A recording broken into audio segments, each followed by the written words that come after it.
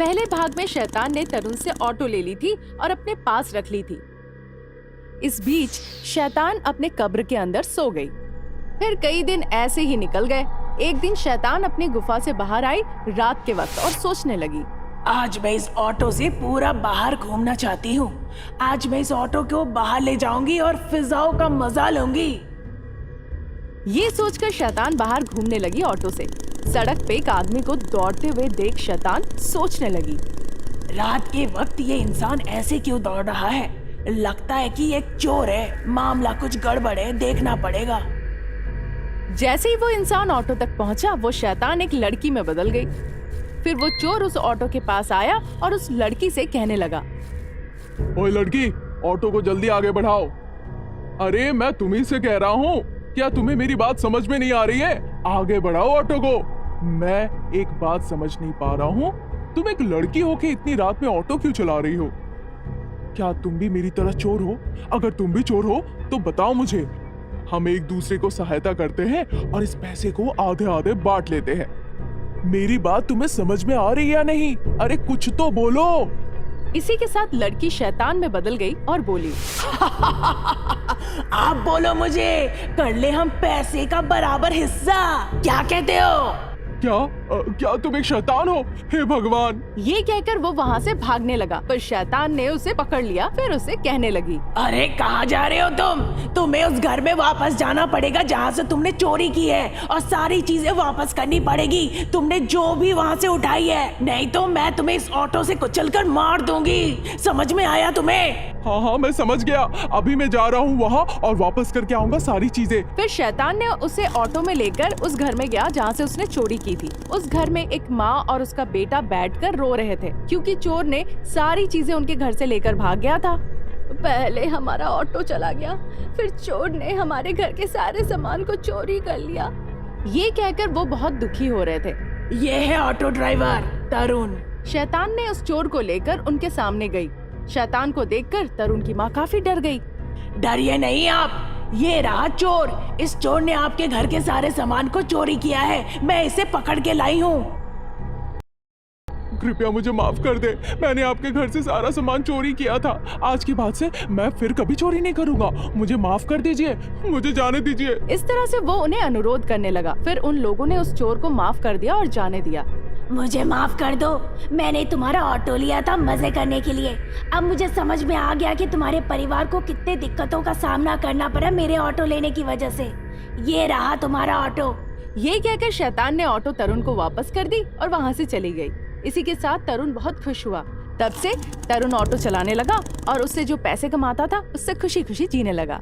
शिवराज नाम के एक व्यक्ति ने एक नया बंगला खरीदा, जिसे देखकर वो बड़ा खुश लग रहा था। इतने सालों बाद मेरी इच्छा पूरी हुई, अब से मैं खुशी से रहूंगा। ये सोचकर वो उस बंगले के एक कमरे से दूसरे कमरे में घूमने लगा। तभी उसे एक बड़ी कांच की बोतल एक कमरे में दिखी। उस बोतल को देखकर, अरे ये क्या है? मैंने नौकर से कहा था कि सब कुछ साफ कर देना, लेकिन उसने इसे क्यों छोड़ दिया? इस बड़ी बोतल में है क्या? ये सोचते हुए उसने वो बोतल खोल दी। अचानक उस बोतल से एक नागिन निकल आई, जिसे देखकर शिवराज, ओ नहीं, ये तो सांप है। हे भगवान मुझे बचाओ। मैंने आज एक शुभ दिन समझकर घर में प्रवेश किया था। स्थिति यह है कि मैं मर सकता हूँ। मुझे आपको बचाना होगा। तुम डरो मत, चिंता मत करो, मैं तुम्हें कोई नुकसान नहीं पहुंचाऊंगी। दरअसल तुमने तो मेरी मदद की है, उस व्यक्ति को नुकसान नहीं पहुंचा सकती जिसने मेरी मदद की हो। उसकी बात सुनकर, मैंने कैसे की तुम्हारी मदद? मुझे समझ नहीं आ रहा कि तुम किस बारे में बात कर रही हो। जरा साफ साफ बताओ। ठीक है, मैं तुम्हें बताती हूँ। मुझे इस कांच की बोतल में कई वर्षों तक कैद कर दिया गया था। आज तुमने मुझे राहत दी है, जाने अनजाने में ही सही, लेकिन तुमने मेरी मदद की है। ऐसा क्या? लेकिन तुमको इस बोतल के अंदर किसने कैद किया? मैं एक नागिन हूँ ना। मेरे सिर पर जो मणि है वो बहुत कीमती है। इस रत्न को लूटने के लिए मुझे इसमें कैद किया था। उस दिन तेज बारिश हो रही थी। मुझे जंगल में एक जगह चोट लग गई और मैं किसी सुरक्षित स्थान पर नहीं जा पा रही थी। एक व्यक्ति ने मुझे देखा और नाटक किया कि वो मेरी मदद करेगा। फिर वो मुझे एक जादूगर के पास ले गया। तुम के पास? तुमने तो कहा था कि तुम मेरी मदद करोगे और मुझे यहाँ ले आए। मुझे धोखा देने वाले, मैं तुमको जिंदगी भर के लिए एक सांप में बदल दूंगी। ये मेरा शाप है। मूर्ख नागिनी, मेरी गुफा में तुम्हारे शाप मंत्र और शक्तियां काम नहीं करेंगी। ज्यादा उछलो मत, तुम जो सोच रही हो वो नहीं होगा। देखो, सांप मणि ले लो और उसे तुरंत मार डालो, नहीं तो हम किसी दिन इसकी वजह से मुश्किल में पड़ जाएंगे। अरे मूर्ख, नागिन कभी नहीं मरती। यहाँ तक कि अगर वो चोट खाकर प्राण त्याग भी दे तो भी वो तुरंत फिर से जन्म लेने की शक्ति रखती है। तो अब हम क्या करेंगे? मैं उसके पास से नागमणि लेकर उसे एक बोतल में बंद कर दूंगा। इतना कहते हुए उसने वो नागमणि ले ली और मुझे एक बोतल में कैद कर लिया। बाद में क्या हुआ? तुम इस बंगले में कैसे आई? उस जादूगर और उस व्यक्ति ने उस नागमणि को बेच दिया, बहुत बड़ी धनराशि अर्जित की और आराम की जिंदगी गुजारने लगे। लेकिन जादूगर ने उस व्यक्ति को धोखा देने की सोची। एक दिन जब वो जादूगर अपनी गुफा में था तो वो व्यक्ति वहां आया। जादूगर ने उससे कहा, देखो, अब हम दोनों अमीर हो गए हैं, हम कहीं भी खुश रह सकते हैं। अगर नागिन इस बोतल से बाहर निकल गई तो वो हमें मार डालेगी, इसलिए मैं जैसा कहता हूँ वैसा करो। बाहर आए बिना उसे कैद रखने के लिए आप इस बोतल को अपने बंगले के कमरे के अंदर रखो और उस कमरे पर ताला लगा दो। लेकिन क्यों? हम इसे इस गुफा में रख सकते हैं ना। आप भी कहीं और जाने की सोच रहे हैं ना? जादूगर को गुस्सा आ गया। अरे मूर्ख की तरह व्यवहार मत करो। क्या तुम मुझसे ज्यादा जानते हो? यदि तुम मेरे कहे अनुसार नहीं करते हो तो अपना जीवन खो दोगे। तुमको क्या लगता है मैं ये क्यों बता रहा हूँ? वो व्यक्ति डर गया और बोला, ठीक है। फिर उसने वो बोतल ली और अपने घर के एक कमरे में अंदर बंद कर दी। उस जादूगर ने ऐसा क्यों किया? क्योंकि वो जानता है कि जब तक मैं उस गुफा में रहूंगी मेरी शक्तियां काम नहीं करेंगी। यदि वो व्यक्ति मुझे अपने घर में रखेगा तो मेरे शाप के कारण घर में रहने वाले लोग मर जाएंगे। जादूगर ने सोचा कि यदि वो मर जाता है तो वो सारी संपत्ति का मालिक बन सकता है, लेकिन उस व्यक्ति को इसके बारे में नहीं पता था। उसने मुझे अपने घर में रख लिया।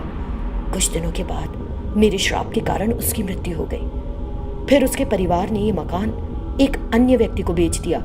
क्योंकि मैं इस घर में रह रही थी, मेरे शाप के कारण उसकी भी मृत्यु हो गई। जिस व्यक्ति की मृत्यु हुई है उसके परिवार ने मुझे ये घर बेचा है।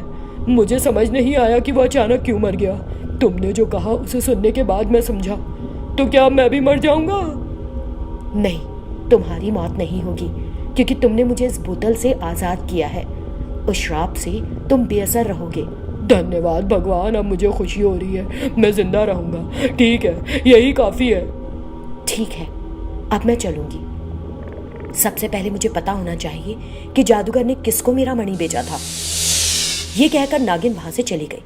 उस दिन रात में जब वो जादूगर अपने बंगले में सो रहा था तो नागिन वहां गई और उससे बोली, अरे जागो, नागिन तुम्हारे घर आई है। ये सुनकर जादूगर जाग गया। तुम यहाँ कैसे आई? तुमको उस बोतल से किसने रिहा किया? तुम्हें ये जानने की जरूरत नहीं कि मैं कैसे बाहर आई। मेरा मणि कहाँ है मुझे बताओ, नहीं तो जान से मार दूंगी। इससे वो डर गया। मैं तुम्हें बता दूंगा। मैंने शिवराज नाम के एक हीरा व्यापारी को बेच दिया था। तुम्हारा मणि उसी के पास है। शिवराज कौन है? जादूगर ने उसके बारे में पूरी जानकारी दी। शिवराज के बारे में जानने के बाद नागिन ने उस जादूगर को निकल लिया। तब नागिन ने सोचा, शिवराज, तुमने मुझे धोखा दिया। मेरे बारे में जानने के बाद भी तुमने मुझे सच नहीं बताया कि मेरा मणि तुम्हारे पास है। अब मैं आ रही हूँ तुम्हारे पास। ये सोचकर नागिन शिवराज के बंगले पर गई, लेकिन शिवराज वहां नहीं था। नागिन के बारे में सच्चाई जानने के बाद वो उस मणि को लेकर दूसरी जगह भाग रहा था, लेकिन नागिन ने उसे अपनी जादुई शक्तियों से ढूंढ लिया और अचानक उसके सामने आ गई। अरे, मेरे बारे में पूरी तरह जानने के बाद भी तुमने सच्चाई को क्यों छिपाया कि मेरा मणि तुम्हारे पास है? मुझे माफ कर दो। मैं घबरा गया था कि अगर मैं तुमको बताऊंगा कि तुम्हारा मणि मेरे पास है तो तुम मुझे मार दोगी, इसीलिए नहीं बताया। उस दिन मैंने उन 2 आदमियों से ये मणि खरीदा। उस मणि की शक्तियों की मदद से मुझे कई लाभ हुए। मैं भी एक अमीर व्यक्ति बन गया। कृपया मुझे माफ कर दो। क्योंकि तुमने मेरी मदद की, मैंने तुमको जीवित छोड़ दिया। लेकिन जब मैंने तुम्हें सारी बात सुनाई थी, तुरंत तुमको मुझे ये बताना चाहिए था कि मेरा मणि तुम्हारे पास है। मुझे सच बताओ, तुमने डर के कारण ऐसा किया या स्वार्थ की वजह से किया? दरअसल मैंने अपने स्वार्थ के कारण ही ऐसा किया। मेहरबानी करके मुझे माफ कर दो, मैंने सच बताया। इसके साथ ही नागिन जोर से हंस पड़ी। मैं तुम्हें नहीं मार रही क्योंकि तुमने सच कहा, लेकिन तुमने जो भी किया है उसके लिए सजा के रूप में तुम भी सांप के रूप में अपना जीवन बिताओगे। इतना कहते हुए ही नागिन ने उसे अपना मणि ले लिया और वहां से गायब हो गई। बहुत संघर्ष के बाद नागिन को उसका मणि मिल गया था और वो बहुत खुश थी। स्वार्थ सिर्फ कुछ देर की ही खुशी और संतुष्टि दे सकता है दोस्तों,